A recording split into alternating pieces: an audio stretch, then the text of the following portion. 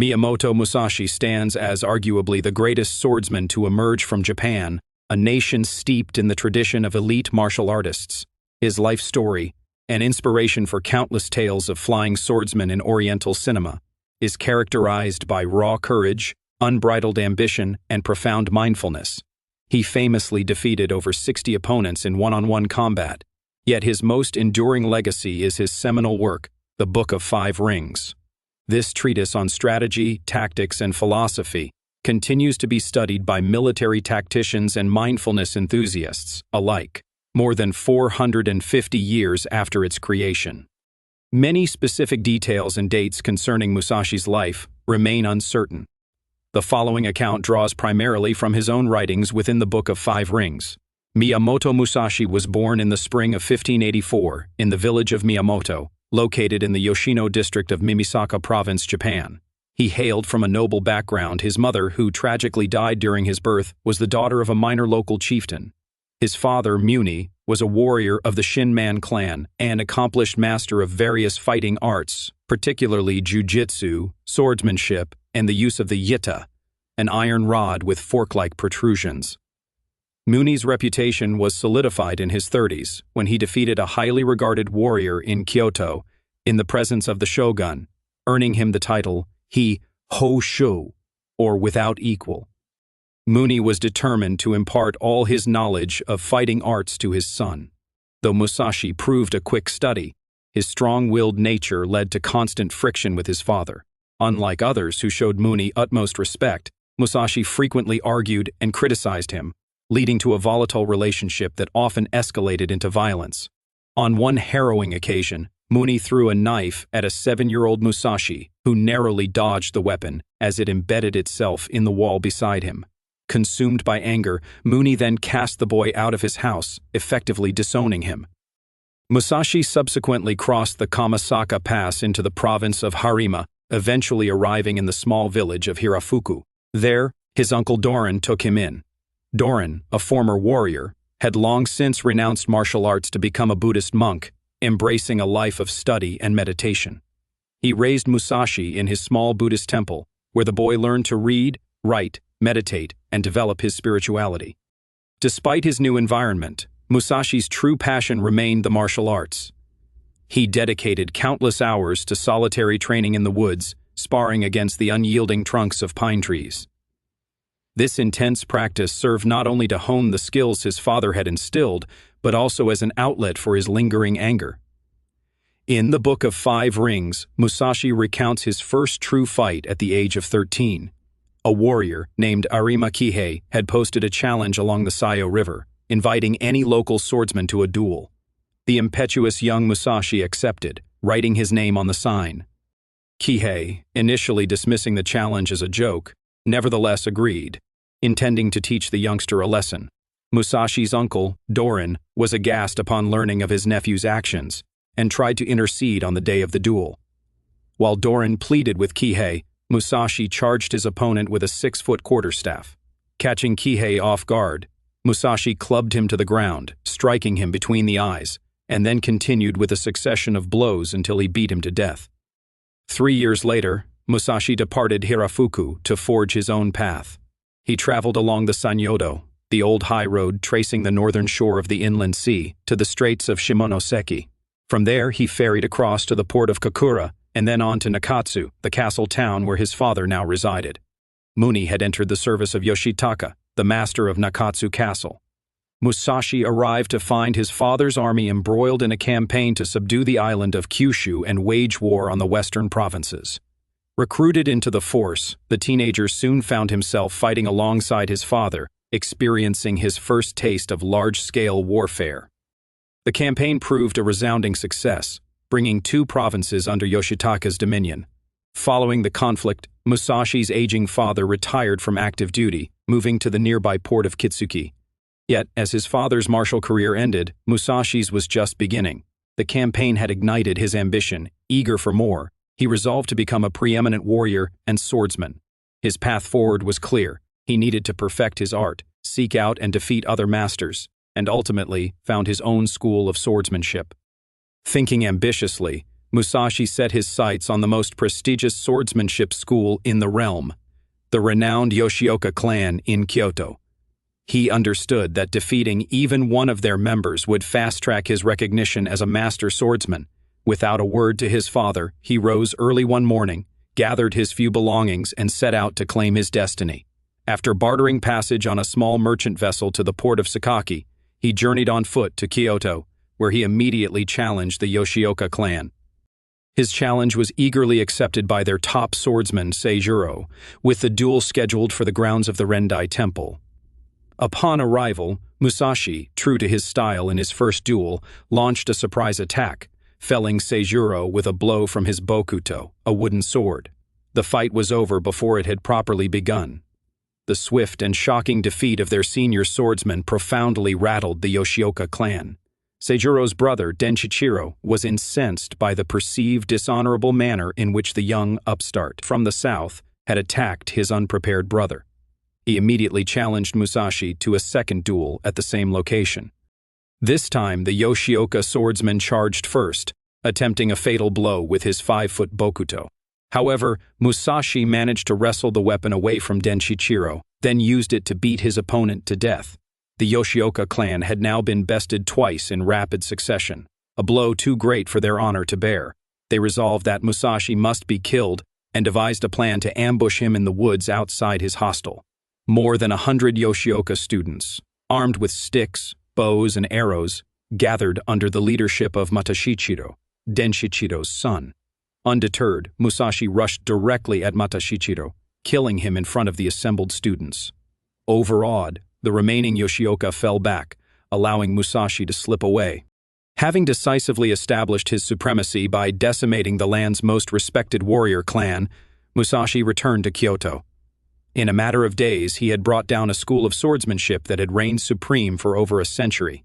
Still, he recognized he had much more to learn to become the nation's greatest warrior. From Kyoto, he journeyed to Nara, where he encountered warrior monks who were experts in Hozoin Ryu, the art of fighting with the lance. The temple master was intrigued by Musashi's unique ability to fight with two swords simultaneously and arranged 2 bouts between his finest student, a monk named Okuzo-in, and Musashi. In neither encounter was the lancer able to gain an advantage.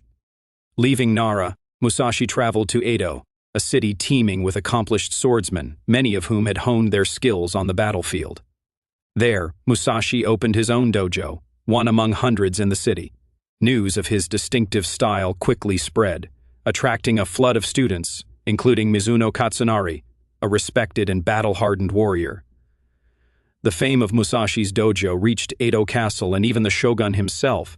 He was invited to teach there but declined upon realizing he would be beholden to a member of the detested Yagyu clan.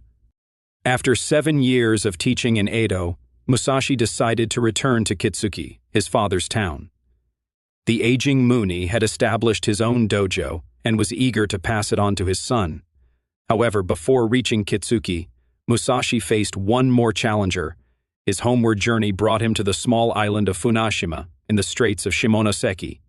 Here, he was challenged by Sasaki Kojiro, a famed warrior so fierce he was known as the demon of the western provinces, and a master of the Nodachi, the great Japanese sword. Legend holds that Musashi's only weapon was a bokken, a wooden sword, which he carved from an oar of the very boat that brought him to the island. With this, he subdued and killed Sasaki, then immediately rowed back out to sea to escape Kojiro's enraged followers.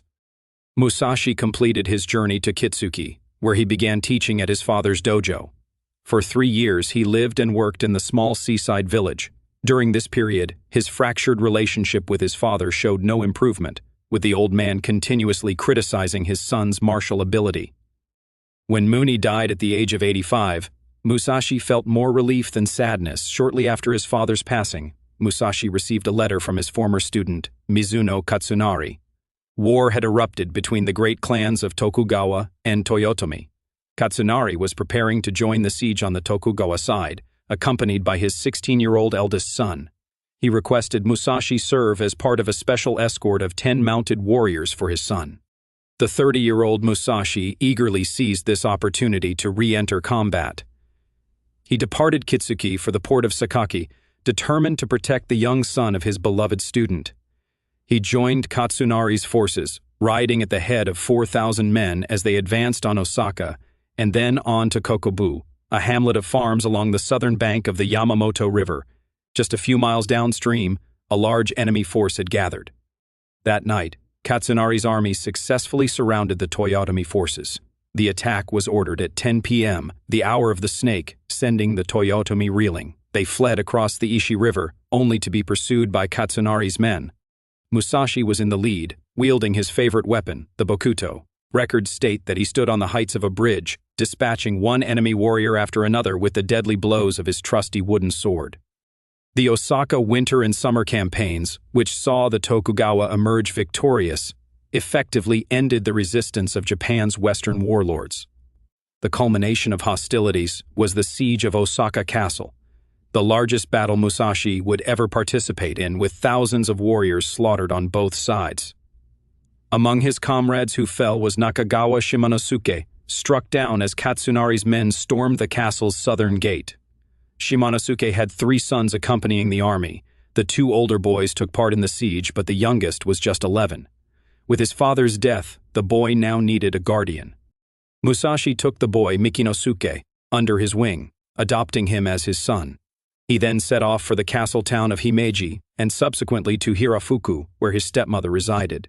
For the next 2 years, he lived there, caring for his aged stepmother, while also providing for his new son. He spent many hours each day imparting to Mikinosuke the fighting skills he himself had learned as a boy from his own father. This tranquil existence was interrupted by news that Ikeda Mitsumasa, the current lord of Himeji Castle, was relocating, and Honda Tadamasa would be the new lord.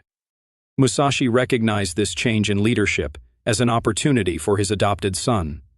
During the storming of Osaka Castle, Tadamasa had commanded the 2nd Eastern Phalanx, directly behind Katsunari's troops where Musashi was stationed. He had, therefore, witnessed Musashi in action during the heat of battle. Musashi requested that his son, Mikinosuke, be given a duty in the lord's household. Tadamasa agreed, and the boy became a page to Tadamasa's own son, Tadatoki.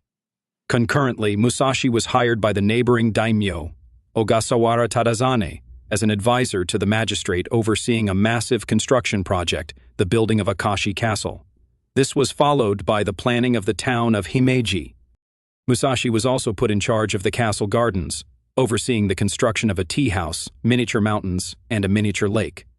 He demonstrated a meticulous eye for detail, obsessively ensuring every tree, shrub, and stone was perfectly placed. The years he spent at Akashi were among the happiest of Musashi's life. Beyond planning landscaping and tending to the gardens, he instructed his retainers in the art of fighting with 2 swords. He also found immense satisfaction in hearing of the successes of his adopted son, Mikinosuke, who grew in favor within Tadamasa's household. In the spring of 1626, Lord Tadatoki was struck down with tuberculosis, confined to his quarters at Himeji Castle. After a 3-month struggle, he died at the age of 30. Musashi knew all too well the grim implication for his son. As a key retainer of the deceased lord, Mikinosuke was customarily bound to commit seppuku, ritual suicide by disembowelment. Mikinosuke's death left a deep emotional scar on Musashi, one from which he would never fully recover. For months, he shunned all company, retreating to the forest to commune with nature and attempt to reconcile with his profound loss. Almost exactly a year after Mikinosuke's death, Musashi adopted a 2nd son, a boy named Iori, who was the 2nd son of Tamara Hisamitsu, a samurai in the service of the lord of Miki Castle. When Miki Castle was overthrown by the Tokugawa army, Hisamitsu became a poor farmer. Upon his death, his younger son, Iori, became an orphan. Musashi took him in and arranged for him to enter the service of Lord Ogasawara Tadazane. Iori would eventually attain the rank of senior retainer, stationed on the southern island of Kyushu. Musashi moved there to be closer to Iori, spending the last 20 years of his life on the island.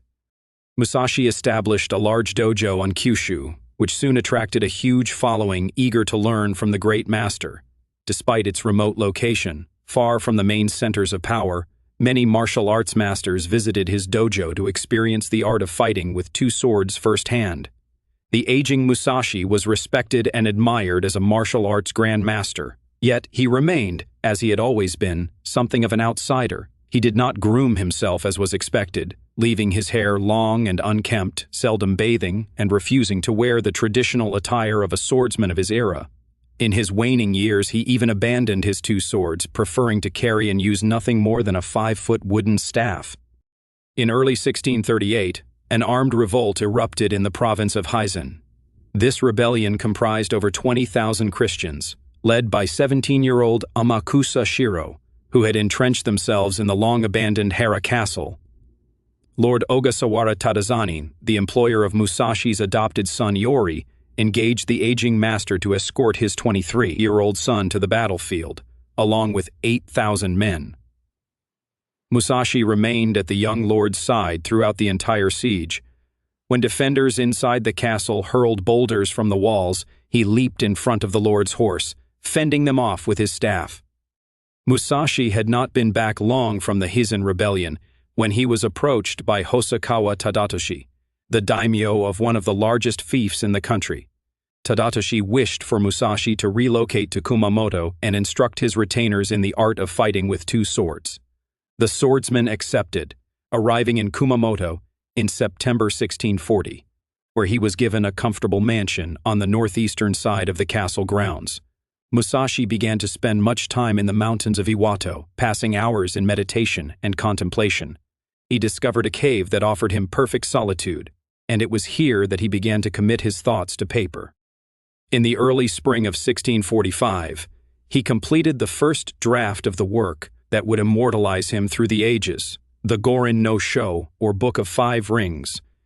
The book had taken 5 seasons to complete, with each season marking the completion of one long scroll, which he named the Scrolls of Earth, Fire, Water, Wind, and Heaven. Shortly after completing his great work, Musashi's health took a sudden turn for the worse. Within a month, he was no longer able to teach, withdrawing to his house outside the castle walls. Feeling his life ebbing away, he summoned his chief retainer and handed him the Gorin no Sho. Having passed on his legacy, he closed his eyes and allowed life to drain from his body on June 13, 1645. Shortly after his death, a stone memorial known as Mount Musashi was erected not far from his home in Kaido. For centuries thereafter, passers-by would dismount from their horses to pay homage to the greatest swordsman Japan would ever produce.